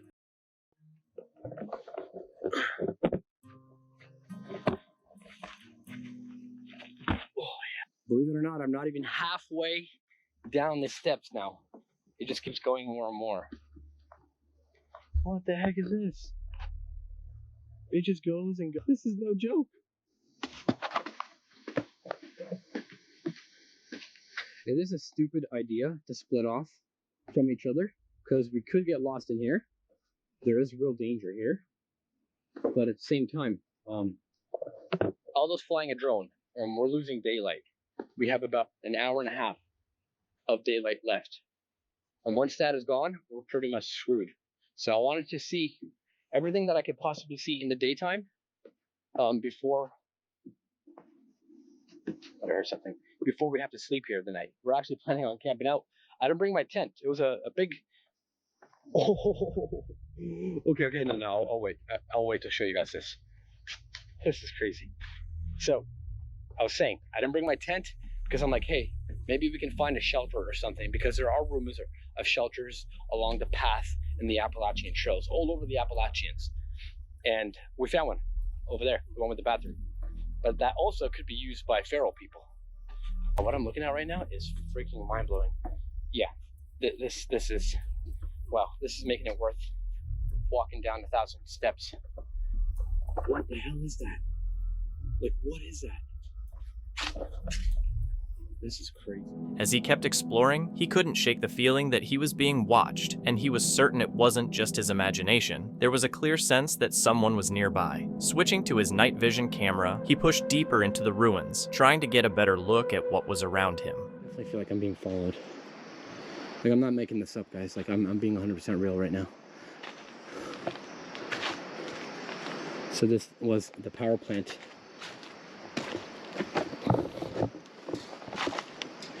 Whoa. Whoa. Guys, this is crazy. Yeah, this camera is not going to do me any good in here. I'm going to switch over to my other camera. Well, when you don't have a ladder, you improvise. Hello? Is there anyone here? Such an eerie vibe. I'm gonna switch over to my night vision, which is also a normal camera. Got my night vision camera here. As he adjusted his gear, Mo noticed something move in his peripheral vision and quickly called out, but there was still no response. I'm gonna make my way down to the river and check this out. There's tracks here. I hear someone. Hello? Hey! Is that you? Oh, there's Aldo. I seen someone down here. You saw someone? Yeah, inside the building. I was changing cameras and there was somebody moving around in there. Look at this. This looks like something out of the... This is insane. So, out of all the things that I've filmed for YouTube, this might be one of the coolest things. As the sun began to set, he realized the area was about to become even more treacherous, so he wrapped up the video and promised to return with more footage in future uploads. In the video, a man hikes along the Appalachian Trail, his breath showing in the chilly mountain air as his camera records the fog drifting over the trees while he talks through his journey. Very misty morning here.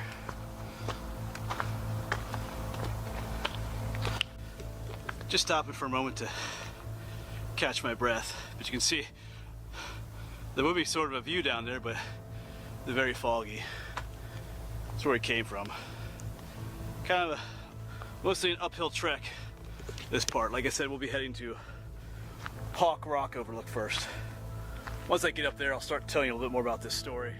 As he nears the Cove Mountain Shelter, a simple wooden stop for exhausted hikers, he begins talking about its disturbing history, explaining that before the current shelter was built, another one once stood there with a much darker past. 13th, not July 13th. I did bring some notes along, I thought I'd double check.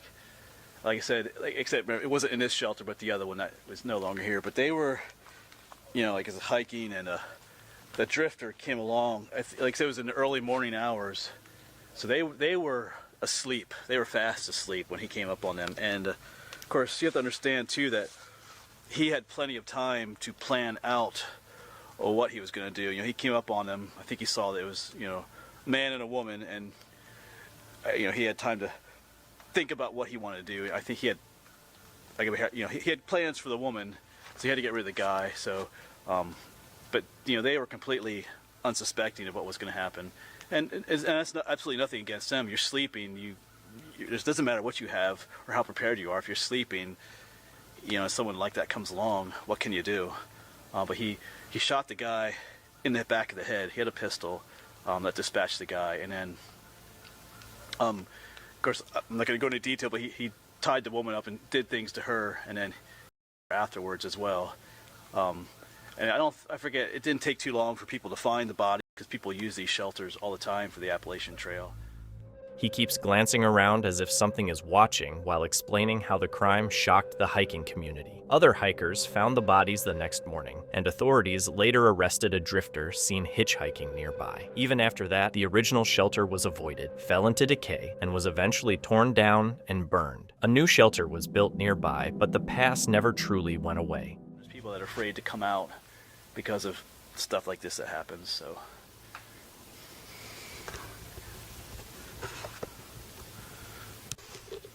And don't let the horrible things that happen to other people prevent you from enjoying your life. There's a very low chance for you to be attacked in a shelter and have happened to you what happened to Molly and Jeff.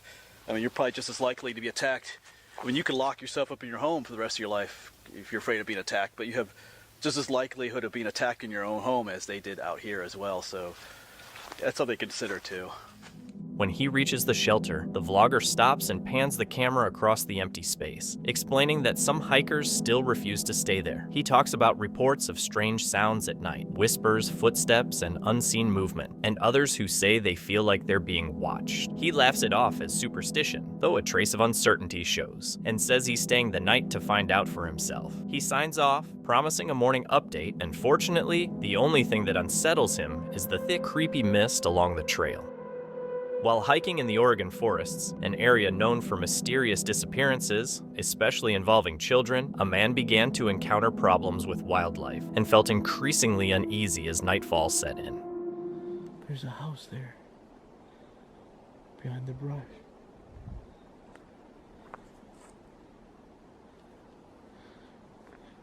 I'm actually gonna check this out because I don't know.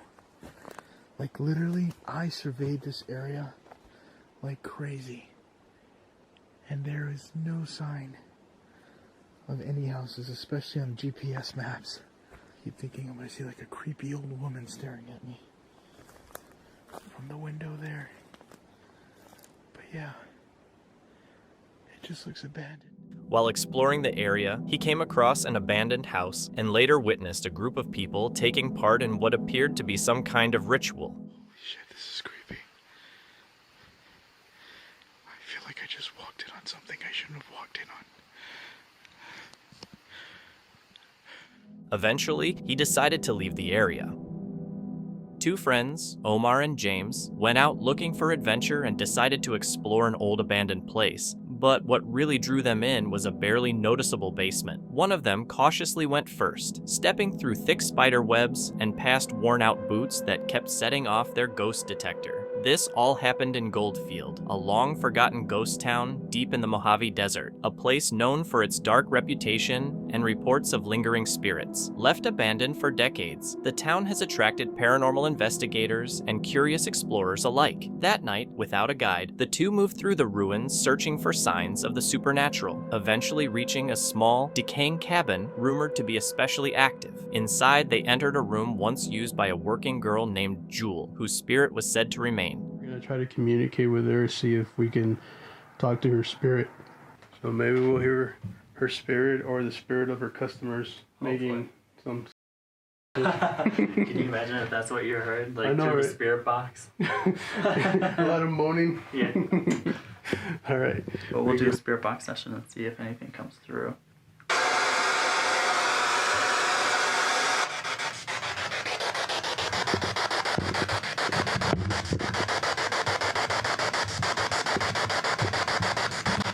How do you normally work your spirit boxes?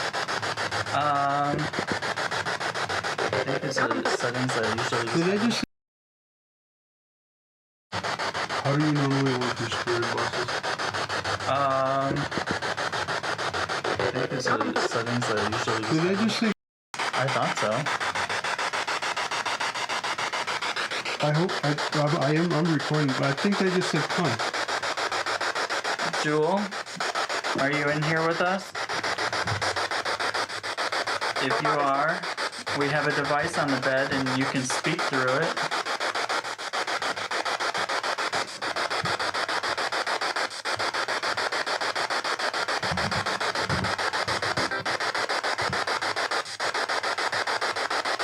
If you're in here, could you say hello?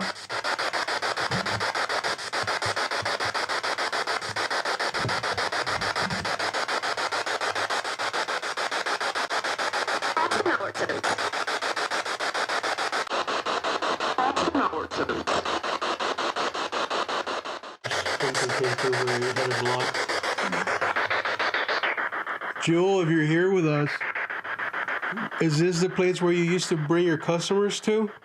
Was this your home?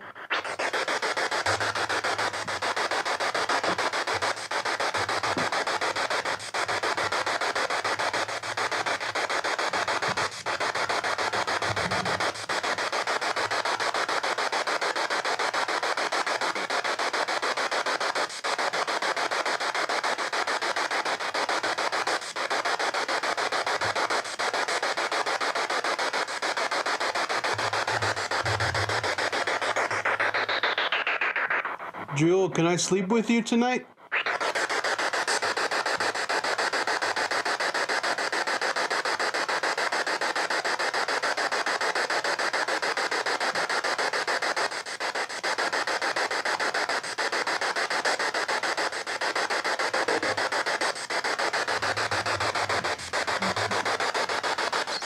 Because I keep hearing something and I don't know what it is.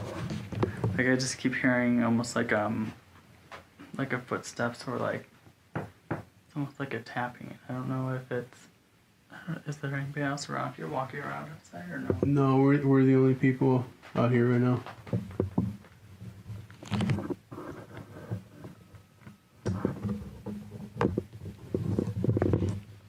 Michael Scott switched on an EVP device, and at first, it was nothing but static. Then a faint whisper came through, too unclear to understand, but filled with an unsettling urgency. They asked questions into the device, but nothing answered. As they kept talking, a sudden noise cut through the silence. Heavy, deliberate footsteps just outside the cabin. Both men froze. Cryptid Hunter stopped speaking, listening closely as it became clear that someone, or something, was moving around outside. It's almost like there was a second story for somebody to walk on. Yeah. But there isn't. Yeah. I don't know if you guys can hear it. Please let us know in the comments, but it definitely sounds like footsteps. Yeah. You know, the one of the stories that we got was that she was a pretty popular girl, right? Mm-hmm. So I wouldn't doubt that she had a lot of customers coming in and out all the time, Mm-hmm. right? So maybe that's energy from people trying to come in or trying to take a peek at Jewel through the windows, but Michael and I are the only ones here. I'm gonna go outside to see if I see anybody. Alright. Maybe there's somebody out there. Last time that couple stayed here, was it with the husband that left the room? Yeah. He came back and the door was locked, but the wife was sleeping. She said she didn't do it, so I don't know, maybe if you try to get in, the door will be locked. Alright.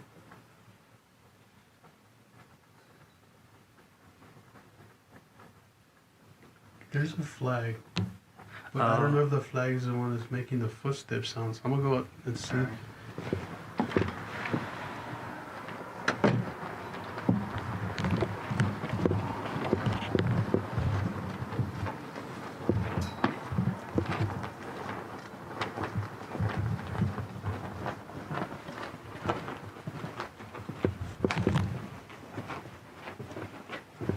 Alright, so I'm outside right now while Michael is inside Jewel's place, and we hear footsteps. However, just for sake of clearing things out, there is a flag up there, and it is flapping. It's a little bit windy, and there's a second flag there.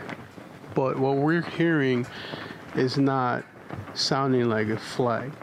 It sounds like footsteps. And so I'm gonna come and see if there's anything out here, or anybody else out here for that matter.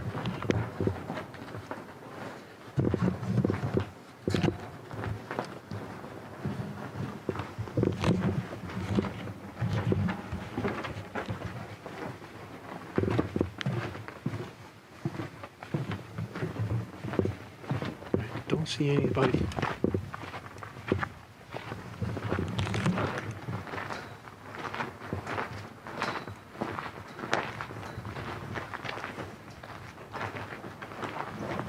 So you guys let me know in the comments if those flagpoles sound like footsteps to you. So I'll stay quiet for a second and let me know.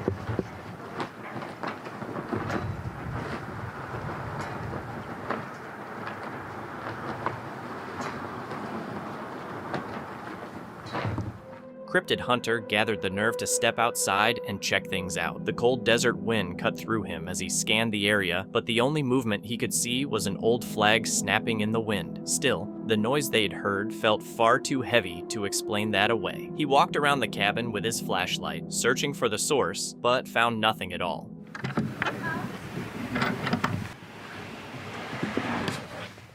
Just waiting for her next customer. What's up, Jewel? It's when you're sitting in here in the dark by yourself. Yeah. I don't know. It's weird. You get a weird feeling. The energy changed on you? Yeah, almost like you could tell something's in here. I didn't hear anything though. I didn't see anything, but almost just like that feeling of being watched. Yeah. Well, I went out there and there are the flagpoles, but you can hear the difference between the flagpole and the footsteps. At least the ones we were listening. I don't hear them now. No, and the flags are still going like they were just a second ago.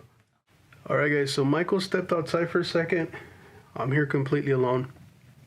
I'm gonna try to communicate with Jewel, and if you guys see or hear anything, please let me know. Okay. I'm actually gonna sit on the bed where or in the area where we think her bed used to be, and see if maybe she thinks I'm one of her customers. Maybe she'll touch me, or maybe she'll try to communicate in other ways with me. Okay, so we'll see how it works. Set the camera up.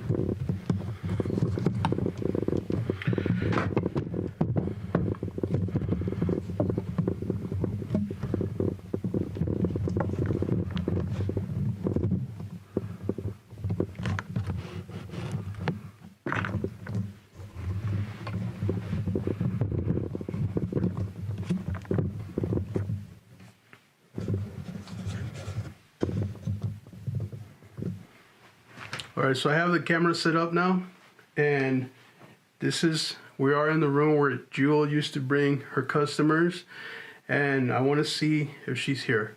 So Jewel, if you're here with me now, can you please give me a sign? Let me know if you're in here with me.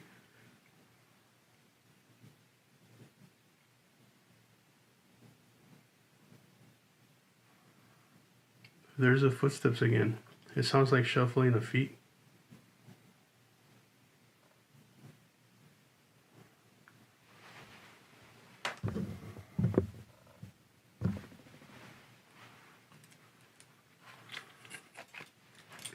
I'm going to use my dowsing rods and see if she'll come out and talk to us.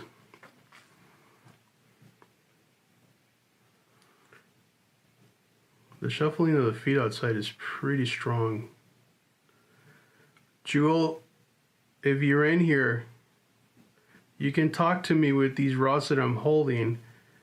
I don't know if that's you moving them already, but if you are, I appreciate it.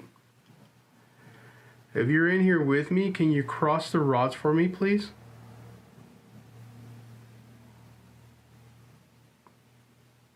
Thank you. Where are you standing, Jewel?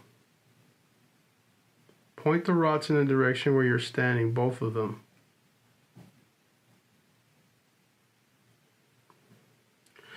I don't know if it's me moving the rods. My hands are moving a little bit for some reason. Like Michael said, the energy in here when you're by yourself completely changes. But to me, it doesn't feel like a bad energy. It feels more like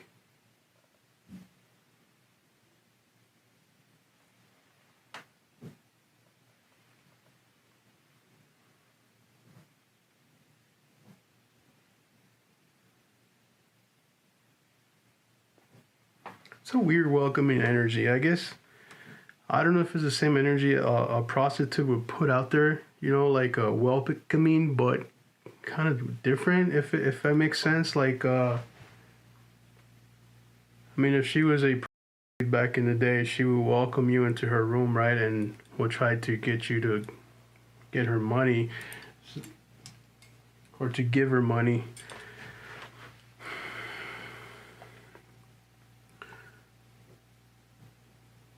Jewel, if you're here, can you point the rods in the direction where you're standing, please?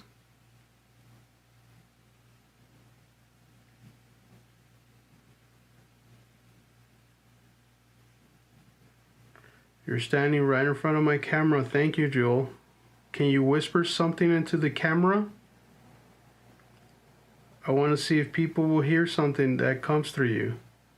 Whisper something into the camera if you're standing right in front of it.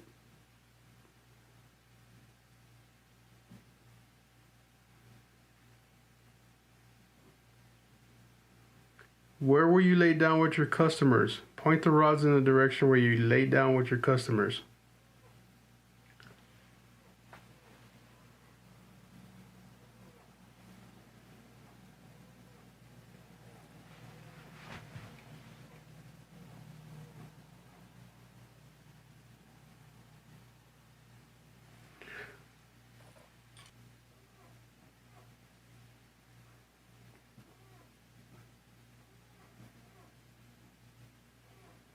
Is that moaning?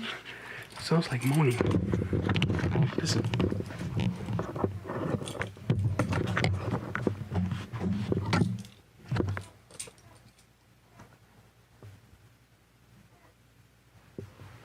I wonder if there's a refrigerator.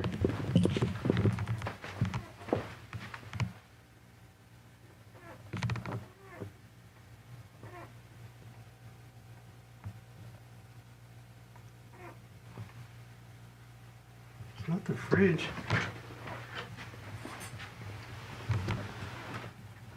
So check it out. Listen. That's the fridge, right? Were you getting that when you're here by yourself?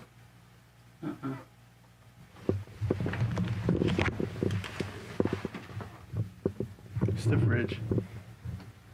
Did it turn on? I got all excited. I thought I heard moaning. Well, just the fridge. No, the fridge. When I was in here, the fridge wasn't running, so I didn't. No, okay. My bad, guys. False alarm. I thought she was moaning for me, but yet another failure for me in my life. A ghost prostitute won't moan for me either. All right, my bad.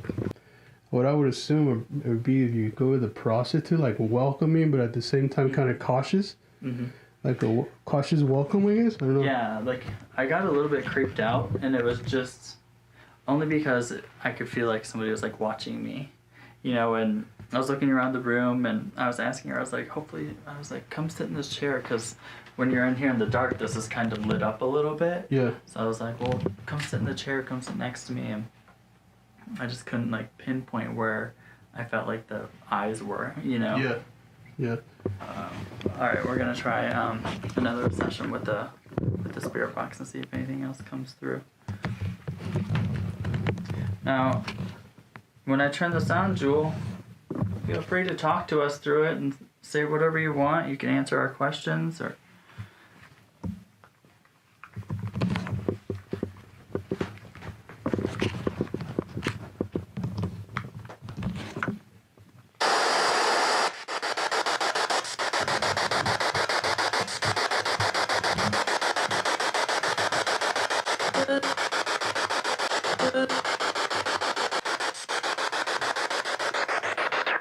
Jewel, can you say the name of one of your customers or your own name for me, please?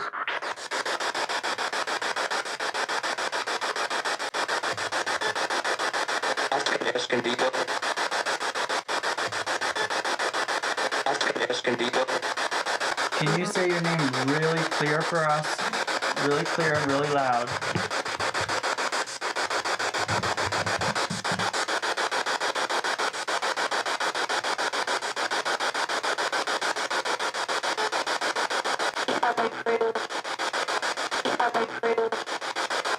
To me, it kind of sounded like you're in my room or in my room.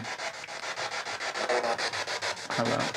That was the guy's voice that said hello, right? Yeah. Yeah, that was pretty clear. That said hello. Back inside the cabin, Cryptid Hunter tries to communicate with Jewel again, this time without Michael Scott there. He asks for a sign to show whether she's still in the room, and what follows is unsettling. The rods in his hands begin moving in different directions, reacting as if responding, suggesting that Jewel was still there with them. Whatever was present that night made it clear they weren't alone. Thank you so much for watching. Don't forget to subscribe and hit the notification bell so you can stay updated with our latest videos.